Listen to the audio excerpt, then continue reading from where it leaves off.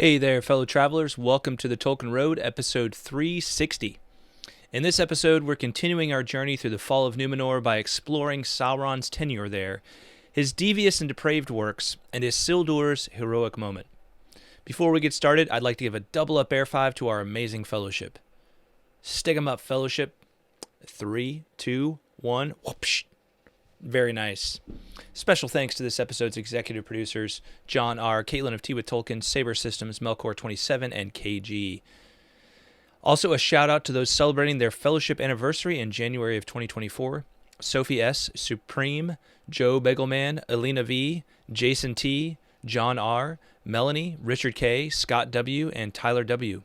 Thank you all so much for sticking with us over the years. Join the Fellowship of the Road by visiting patreon.com/TolkienRoad. When you join the Fellowship of the Road, it helps us to keep on evering on and lends you some cool perks along the way. Learn more at patreon.com/TolkienRoad. If you're watching, hit that like button. Don't forget to subscribe and let us know what's on your mind in the comments below. Finally, attention binge listeners, subscribe, rate, and review us on iTunes or the platform of your choice. If you are a 5-star fan of the Tolkien Road, you can really help us out by heading over to iTunes or your preferred source for this show and dropping us a rating and review. When you do that, it helps get the word out about the Tolkien Road, which helps us to keep on evering on. Well, before I dive into this episode, I just want to say thank you for showing back up after I've been away for several weeks. I think my last episode was maybe right after Christmas or right before Christmas. This has been a busy start to the new year, and came down with something before Christmas, came down with something after Christmas, and it all just seems to kind of have been hanging on. Not too bad, but just kind of hanging on, and it's particularly affected me in the sense of having a cough, right? So this like cough that won't go away, which I seem to be almost done with that, knock on wood. But it's always possible that I'm going to fall into a little bit of a coughing fit here as we're recording. Try not to do that too much. But hopefully that will not happen, and we'll be able to get through this episode pretty smoothly. So appreciate all of you, and hopefully be churning these out, new episodes out with a little more rapidity now that the new year is upon us. So let's dive in. All right, there's a key theme in this chapter. Great kings must have their will. Great kings must have their will. This is the refrain of Sauron in Númenor. I think he says it 3 separate times, maybe more, in this one chapter of the Fall of Númenor alone. Of course, from different references, which is even more interesting because you can really tell that when Tolkien thought about this particular moment, that was kind of what the mindset of Sauron that he had in mind. So this is the refrain of Sauron in Númenor. Great kings must have their will, worming his way into the mind of Ar-Fara's own, transforming himself from prisoner into trusted counselor. Compare his refrain, great kings must have their will, with what St. Paul says of Jesus in the letter to the Philippians. Have this mind among yourselves, which was in Christ Jesus, who though he was in the form of God, did not count equality with God a thing to be grasped, but emptied himself, taking the form of a servant, being born in the likeness of men. And being found in human form, he humbled himself and became obedient unto death, even death on a cross. Therefore God has highly exalted him, and bestowed on him the name which is above every name, that at the name of Jesus every knee should bow in heaven and on earth and under the earth, and every tongue confess that Jesus Christ is Lord, to the glory of God the Father. So just think about how that passage juxtaposes with Sauron's preaching to Ar-Fara's own, and I'm convinced Sauron preaches to Ar-Fara. He becomes like the court preacher, right? For Sauron, great kings must have their will. That's his refrain.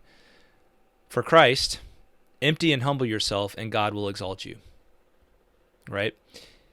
Sauron says, take what's, if you're great, you have to go and take what's yours, right? You have to go and grab it, right? For Christ, empty and humble yourself, and God will exalt you, right? And I think that's what Iluvatar had in mind for the Númenorians all along. I think that's what he really had in mind for them.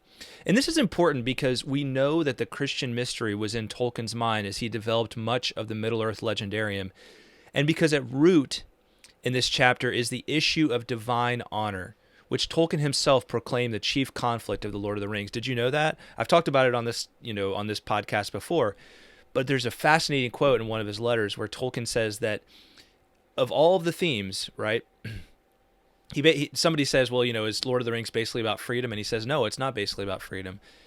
It's about God's sole right to divine honor, which is mind blowing because you're like, where does that even come up in Lord of the Rings?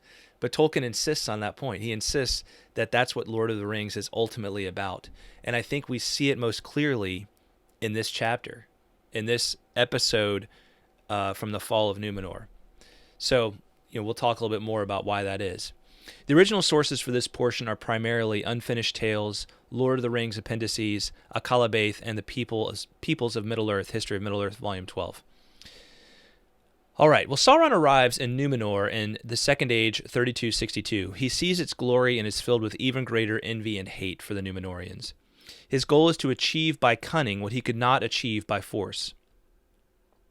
Within 3 years, by flattery and the revelation of secret knowledge, he becomes one of Ar-Pharazôn's most trusted counselors. Okay, so Sauron has flattery to deal in, but flattery isn't always enough to get yourself where you want to go. You have to have kind of things that you can deal out, right, to really ingratiate yourself, to see that, like, not only are you kind of subjectively fawning, but you actually are, like, helping us out, right?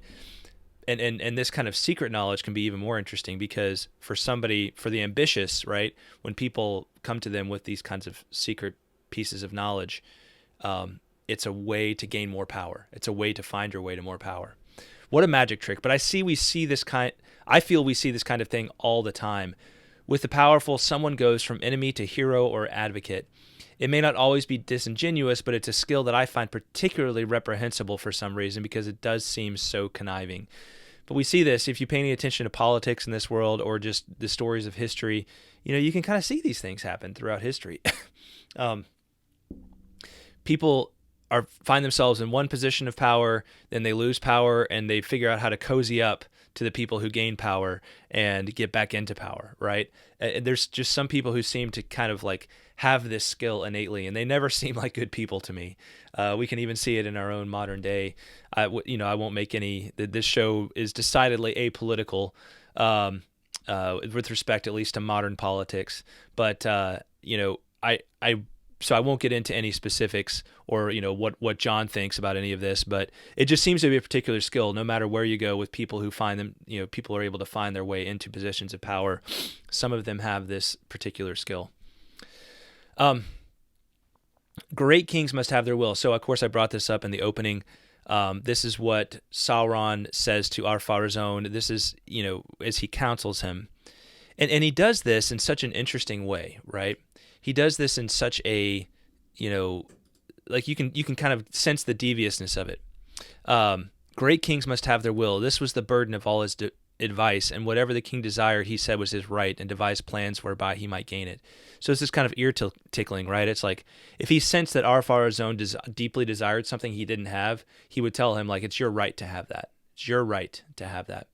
Check my power here. I got rolling brownouts because it's so darn cold here where I am right now.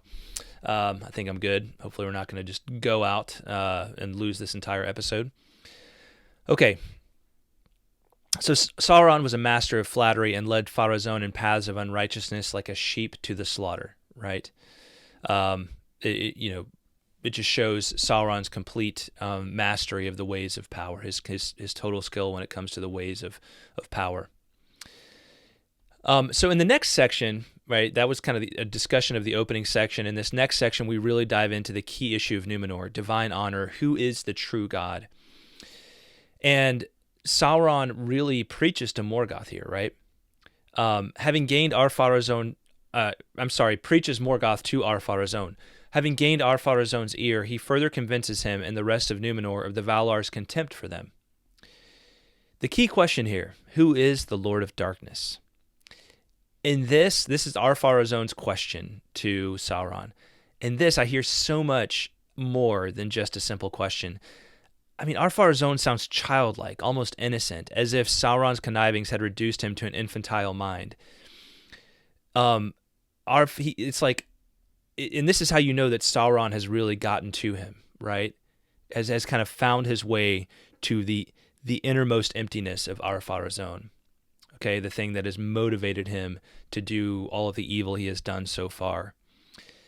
he finds that place where Ar-Pharazôn just seems utterly, he seems like he's just childlike before him, right? Tell me more, please, tell me more, right? And why not? Sauron promises him not just this world, but other worlds, interplanetary and interdimensional ideations. Sauron makes promises on behalf of Morgoth that one might argue are intended for men by Iluvatar, but it's the method of achieving these things that matters, right? Again, for Christ, you humble yourself and God will exalt you, right? You go the way of humility and God exalts you. You empty yourself and God exalts you. For Sauron, great kings must have their will. If you want to be great, you have to go take what's yours, okay? If you can't see that juxtaposition, I mean, it's clear as day to me, right? One way and the other way. Two paths, one leads to life, eternal life, one leads to death. Well, let's read this passage a little more and discuss it in more depth. Ar-Pharazôn said, "Who is the Lord of Darkness, the Lord of the Darkness?" Then behind locked doors, Sauron spoke to the king, and he lied, saying, "It is he whose name is not now spoken. For the Valar have deceived you concerning him, putting forward the name of Eru, a phantom devised in the folly of their hearts, seeking to enchain men in servitude to themselves. For they are the oracle of this Eru, which speaks only what they will. But he that is their master shall yet prevail, and he will deliver you from this phantom. And his name is Melkor, Lord of all, giver of freedom, and he shall make you stronger than they." Then Ar-Pharazôn the king turned back to the worship of the dark, and of Melkor the lord thereof, at first in secret, but ere long openly and in the face of his people. And they for the most part followed him. Let me pause there. I'm going to read a little more, but let me pause there. So I want to highlight. It says he didn't just turn to the worship of the dark and Melkor, but he turned back to the dark. Now, I don't think Ar-Pharazôn was ever himself a worshiper. What I think Tolkien means here is that Ar-Pharazôn turned back to the ways of his ancient forefathers, the ancient men who were seduced by Melkor himself and came into his service, the service of the darkness, and did dark and evil deeds, right? So I've argued before that Númenor was created to bring the light of Iluvatar and of the Blessed Realm ultimately to their fellow men who still lived under the shadow of death, the shadow of darkness, right? But that here they are ultimately failing in that mission and reverting to that worship of evil, of darkness, of evil acts, right? Let's continue. Yet there dwelt still a remnant of the faithful, as has been told at Romena and in the country near, and other few there were here and there in the land. All right. So we see in that passage that Ar-Pharazôn has been completely seduced to the worship of Melkor, of the darkness, and this is exactly what Sauron wants. At the end of the day, I don't know that Sauron is so interested in having people worship him himself.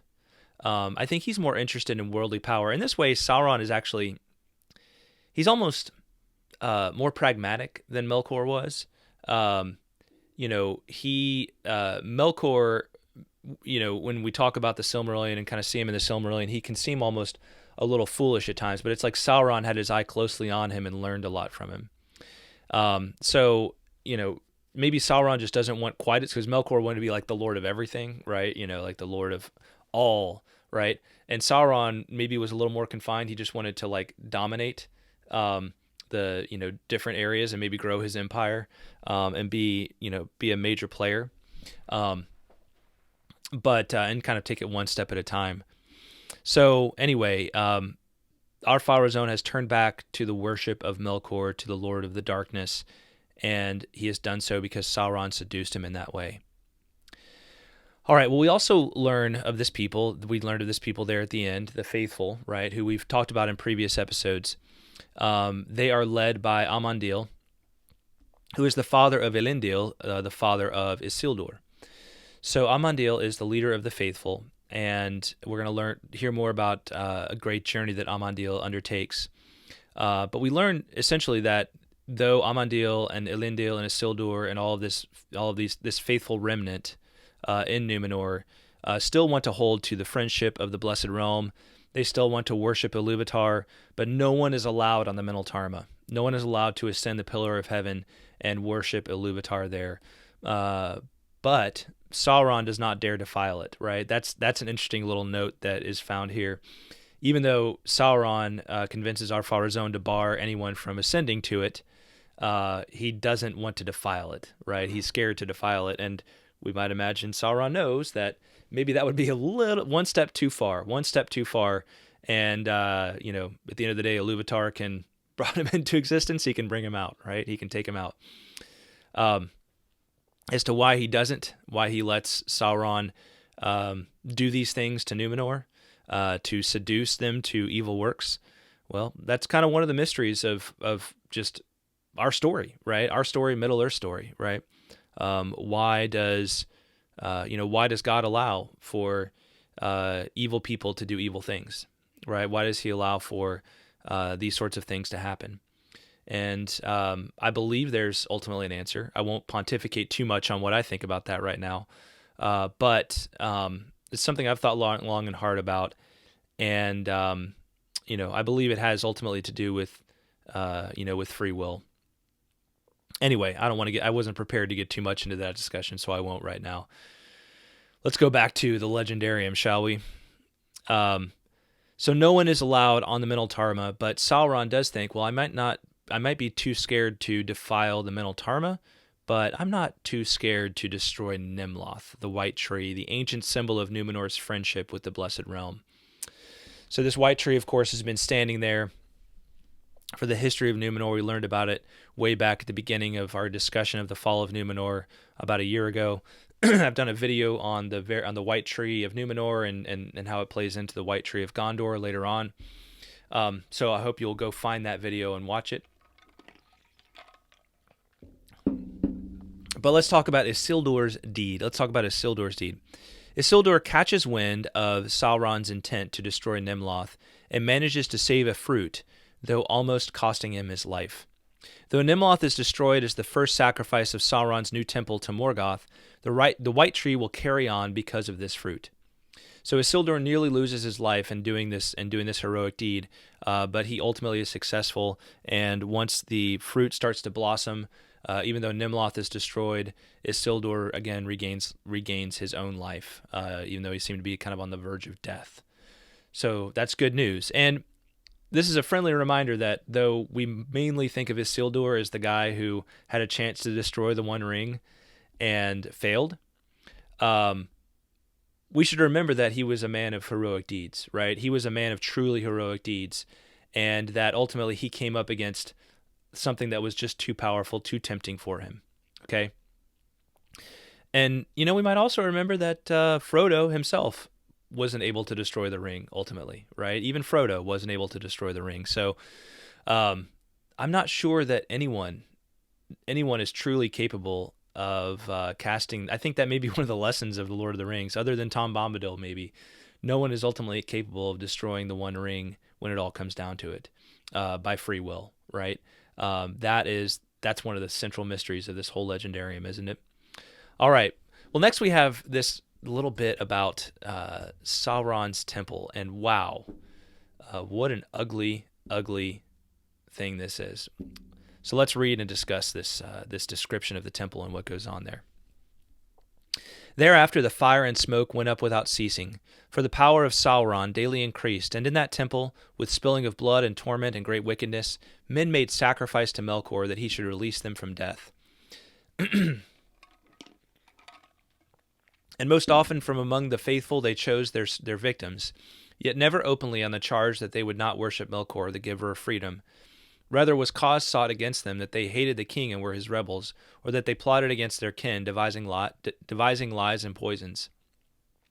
These charges were for the most part false, yet those were bitter days, and hate brings forth hate. But for all this, death did not depart from the land, rather it came sooner and more often, and in many dreadful guises. For whereas aforetime men had grown slowly old, and had laid them down in the end to sleep, when they were weary at last of the world, now badness and sickness assailed them. And yet they were afraid to die and go out into the dark, the realm of the Lord that they had taken. Excuse me. And they cursed themselves in their agony. And men took weapons in those days, and slew one another for the little cause. For they were become quick to anger, and Sauron, or those whom he had bound to himself, went about the land, setting man against man, so that the people murmured against the king and the lords, or against any that had aught that they had not. And the men of power took cruel revenge. So I'm gonna stop with that, reading that passage for right there, because I'm throat's starting to get a little scratchy, and I don't want to go into a coughing fit so I can finish this episode. But here we just see this really awful image of the false religion that Sauron erects here around the cult of Melkor, the worship of the darkness. Literal human sacrifice. First thing, of course, destroyed is Nimloth. Creates this great shadow. The reek of it creates this great shadow over the land. And then, slaves are brought from Númenor, from amongst the faithful, or captives from amongst the faithful. And then slaves are brought from Middle-earth itself, fellow men, and they're sacrificed in this altar. And let's just go ahead and look at, I think there's a fantastic depiction of this here in this chapter. You can see here, this is the temple of, this is Sauron's temple. You can see the captives being led up here for their sacrifice. Wow, what a disturbing image. I assume these is like pools of little rivers of blood flowing out from it. Just awful. But Tolkien's point here seems to be, this is what the worship of the dark leads to. This is what the worship of Melkor leads to. All right. Okay, so there's only one thing now that Ar-Pharazôn lacks, according to Sauron: undying life. And again, great kings take what is their right. So Ar-Pharazôn is getting older. He's not getting any younger at this point, and the kings of Númenor are living shorter and shorter lifespans. So let's read this last passage in the chapter. And he said, Sauron said, the Valar have possessed themselves of the land where there is no death, and they lie to you concerning it, hiding it as best they can, because of their avarice and their fear lest the kings of men should wrest from them the deathless realm and rule the world in their stead. And though doubtless the gift of life unending is not for all, but only for such as are worthy, being men of might and pride and great lineage, yet against all justice is it done that this gift, which is his due, should be withheld from the King of Kings, Ar-Pharazôn, mightiest of the kings of the earth, to whom Manwë alone can be compared, if even he. But great kings do not brook denials, and take what is their due. Then Ar-Pharazôn, being besotted and walking under the shadow of death, for his span was drawing toward its end, hearkened to Sauron, and he began to ponder in his heart how he might make war upon the Valar. So Sauron convinces Ar-Pharazôn that the last thing he has to do to gain unending life, to gain the thing that he most wants, is to assail the Blessed Realm. And that's where we land. That's where we land with this chapter. Sauron, within 3 years, has ingratiated himself to Ar-Pharazôn through flattery and through the sharing of secret knowledge, through lies. And now he has Ar-Pharazôn exactly where he wants them. And because he has Ar-Pharazôn exactly where he wants him, he has Númenor exactly where he wants him, where he wants it. It strikes me that what's so very dangerous about Sauron is that he promises things that may very well be good objectives. The problem is not necessarily the objective here, undying life, okay? But the means used to achieve it. Kings take what is theirs by right. That is the fruit that tempts the transgression. As I said before, I'm really convinced that, ultimately, in Númenor and in our own lives, God intends for us undying life, eternal life, right? But the question is, what does it look like? Is it of this world or is it something else? And how do we attain it? For Sauron, great kings take what is their right. By the Christian way, by the way of Christ, you empty yourself, you humble yourself, and God exalts you. As we'll see in the next chapter, the transgression of the Númenorians, like that of Adam and Eve, brings about the wage of death, not just for individuals, but for their entire civilization. The next chapter will be the fall of Númenor itself. So, we've almost arrived at the end of this great saga. All right, and that's all that I have for you this week. As you noticed, I kind of did struggle there a little towards the end with my cough. Thanks for bearing with me through that. Hopefully I'm going to be back to 100% here very shortly. We'll try to keep on the path here and churning out episodes with a little more speed than I have been. Don't forget to stop by TrueMistPress.com for great merch like super styling and comfy Tolkien Road t-shirts, Two Trees camper mugs, and signed copies of my books. Once again, that's TrueMistPress.com. Thanks for supporting our work with your purchase. And thank you to our amazing patrons, especially the following: John R., Kaitlyn of Tea with Tolkien, SaberSystems, Melkor27, KG, Emilio P, Jonathan D, Richard K, Robert H, Paul D, Julia, Werty, JoeBagelMan, Matt R, John W, Eugene D, Alaskan Moose 31, Chris B, Daniel S, Cory C, Carolyn S, Emiel K, Seb M, Brian O, Ms. Anonymous, Andrew T, Redhawk, Shannon S, Brian O the First, Zeke F, James L, Chris L, Asya V, Ish of the Hammer, Teresa C, David of Pints with Jack, and Eric B. All right. Thank you so much to our fellowship, and thanks to everybody for watching and or listening. We will talk at you next time. Bye-bye.